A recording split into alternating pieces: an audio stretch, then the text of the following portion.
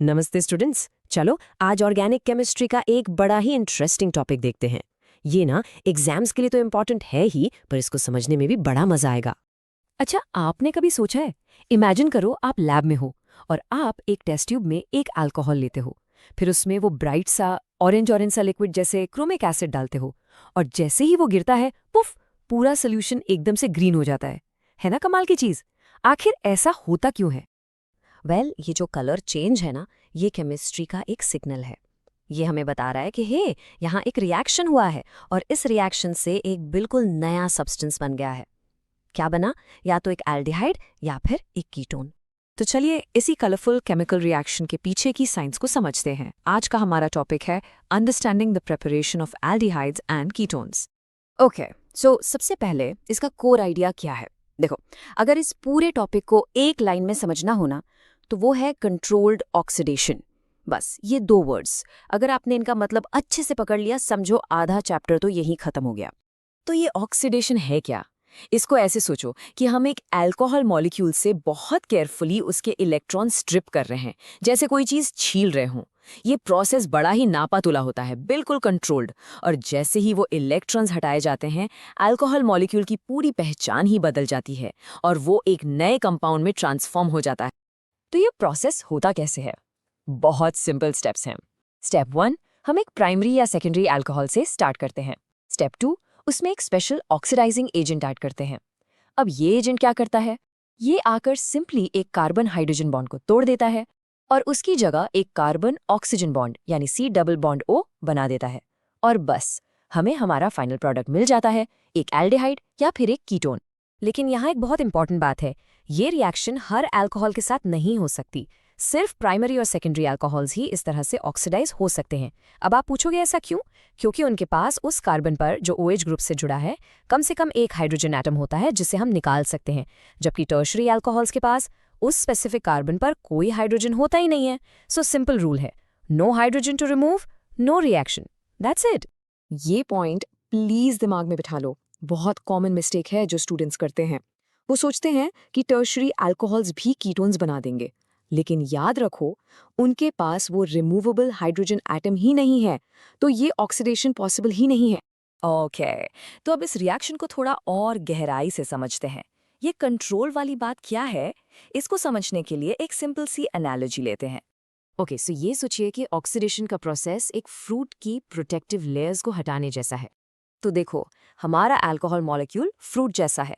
अगर हम एक माइल्ड टूल जैसे कि PCC यूज करते हैं, तो वो सिर्फ एक लेयर हटाता है और हमें मिलता है एक एल्डिहाइड। पर अगर हमने एक स्ट्रॉन्ग टूल जैसे कि KMnO4 यूज कर लिया, तो वो एक साथ मल्टीपल लेयर्स हटा देगा और रिएक्शन को सीधा कार्बोक्सिलिक एसिड तक ले जाएगा। और टर्शरी अल्कोहल, वो उस फ्रूट जैसा है जिसके पास छिलने के लिए कोई लेयर है ही नहीं। तो यही है कंट्रोल्स का कॉन्सेप्ट। ये केमिस्ट को आज़ादी देता है कि वो रिएक्शन को ठीक उस पॉइंट पर रोक सकें जहां उन्हें एल्डिहाइड मिल रहा है, इससे पहले कि रिएक्शन आगे बढ़ जाए।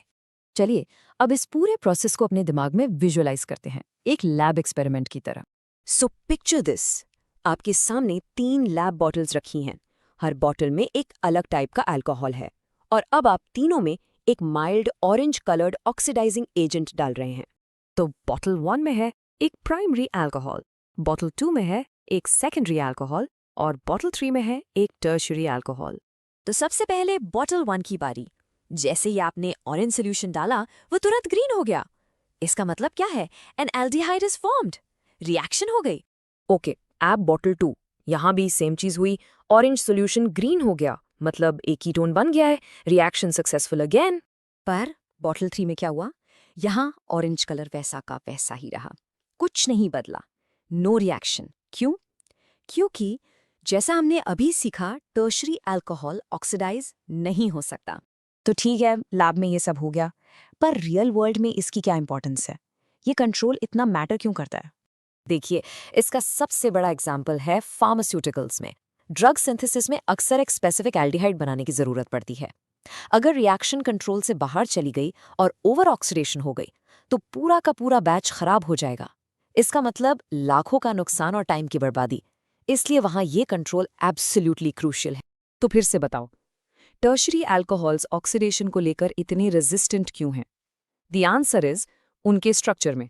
उस कार्बन पर जिससे OH ग्रुप जुड़ा है, रिमूव करने के लिए कोई हाइड्रोजन ही नहीं है। सिंपल। चलिए अब जल्दी से एक फाइनल एग्जाम रिकैप कर लेते हैं। की पॉइंट्स टू रिमेंबर। चलो, की टेकअवेज क्या है? Number 1, core idea. एल्डिहाइड्स और कीटोन्स अल्कोहल्स के कंट्रोल्ड ऑक्सीडेशन से बनते हैं। Number 2, the rule. Primary alcohol से मिलते हैं एल्डिहाइड्स और सेकेंडरी अल्कोहल से मिलते हैं कीटोन्स। इसको आप PAS के रूल से भी याद रख सकते हो। Number 3, mental image. वो 3 लैब बॉटल्स वाला एक्सपेरिमेंट, प्राइमरी और सेकेंडरी रिएक्ट करते हैं, टर्शरी नहीं। और फाइनली, ये जरूरी क्यों है फार्मास्यूटिकल्स जैसे इंडस्ट्रीज के लिए? बस इन चीज़ों को याद रखिए। कोर आइडिया, वो 3 बॉटल्स वाली मेंटल पिक्चर और एक रियल वर्ल्ड एग्जाम्पल जैसे मेडिसिन्स। अगर आपने ये 3 चीज़ें पकड़ ली ना, तो ये टॉपिक आपको हमेशा के लिए याद हो जाएगा। You got this.